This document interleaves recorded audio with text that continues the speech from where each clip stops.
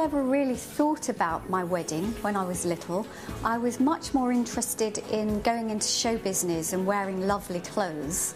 So always wanted to dress up, and was very much a career and quite an ambitious person. So I never really thought about getting married, but I suppose in the back of my head I would have always wanted a big white wedding. I was a ballet dancer. I auditioned for a company that put on lots of light entertainment summer shows, and got put in with a group of girls and said, well, you've all been chosen to work with the Paul Daniels show. Well, Paul had become famous while I'd been living in Iran, so I had no idea who he was or what he did. So I went home and I rang all my friends and said, I've got this job for 4.5 months in Great Yarmouth with a guy called Paul Daniels. And they said, oh, he's a magician. I went, oh, God, I hate magicians. So when I started rehearsing for this Paul Daniels show, we rehearsed in London in an old church hall. Up walked Paul. That was our first meeting, waiting. We were both early because he's punctual too.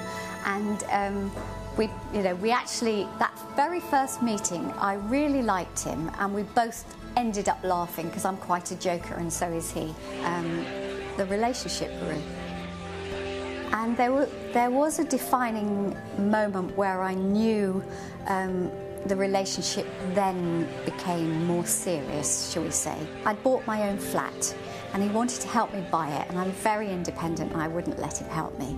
And he came round to the flat when I moved in, and I think that's when he sort of realised I was doing this panto without him, that perhaps hey, I'm independent and I didn't need him and I wasn't after his money. Maybe, I don't know, but that's what I think. That then there was a change in him, and it became more serious. When he proposed, we'd seriously been sort of very committed to each other for about 2 or 3 years, I'd say. And then we bought this lovely house, which we moved into, and a few months after that, on a beautiful summer's day, we had like a swinging sofa on the patio. Paul opened a bottle of pink champagne and got down on his one knee, I hate me for telling you, and proposed. And he said, I'm not very tall, I'm not very good looking, I'm not very tall, I'm not very good looking, but I'll promise you one thing, it will never be boring. And that was his proposal. Our wedding day really was as perfect, I think, as I could have ever asked for. We were really lucky. It was in early April, but the weather was fantastic. And, Paul had done a lot of the organising. He knew what I wanted, and although we did it together, he really kind of took over quite a bit. So we had lots of things. I stayed in a hotel with my bridesmaids and my parents the night before. I had my makeup girl from the BBC did my makeup and hair.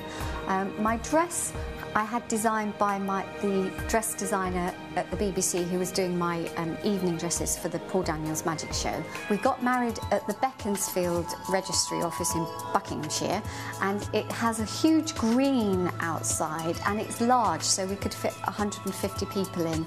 So we dressed it up like a church with flowers and everything, and there was a balcony, so we went outside afterwards like royalty, going, ooh.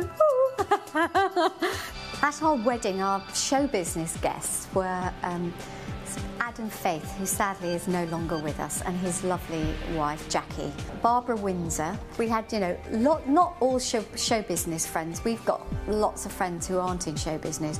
So we had a real mixture of friends, lots that had flown in from all around the world, magician friends from all over Europe and America and whatever. And then to the end of the evening, we had this wonderful fireworks display to music, which was to Zadok the Priest, the coronation music by Handel.